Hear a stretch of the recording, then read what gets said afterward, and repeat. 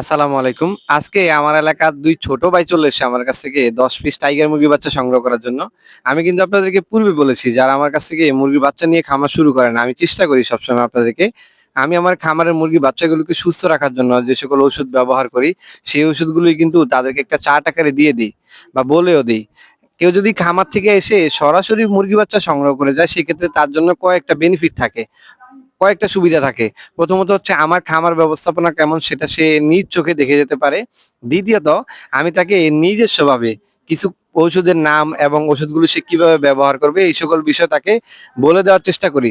তো সেই লক্ষ্যে হচ্ছে এই ২ টা ছোট ভাই আমার এলাকা থেকে চলে আসছে ১০ পিস টাইগার মুরগির বাচ্চা নিয়ে ওর খামারের যাত্রাটা শুরু করবে। আসলে ও চেষ্টা করতেছে যাতে ভবিষ্যতে ও বড় করতে পারে। যদি ও এই ১০ টা মুরগির বাচ্চাকে টিকিয়ে রাখতে পারে তাহলে হচ্ছে ও এই জিনিসটাকে বড় করার চেষ্টা করবে।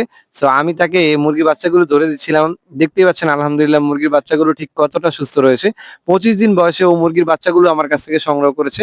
আমরা ওকে ৭ টা মুরগি এবং ৩ টা মোরগ দেওয়ার চেষ্টা করেছি। যদিও মোরগ মুরগিগুলোর সাইন এখনো খুব ভালোভাবে বোঝা যাচ্ছে। এই যে আমি দেখে দিলাম। আসলে যেটা আমার কাছে মনে হয়েছে যদিও ২৫ দিন বয়সে পুরোপুরি বোঝাটা মুশকিল হয়ে যায়। এটা আমি সবসময় বলি অনেকেই মোরগ মুরগি নিয়ে দ্বিধাদ্বন্দ্বের মধ্যে থাকেন। যে এই বয়সে মোরগ মুরগি সিলেকশন করে দিলে আসলে জিনিসটা ঠিক কেমন হয়।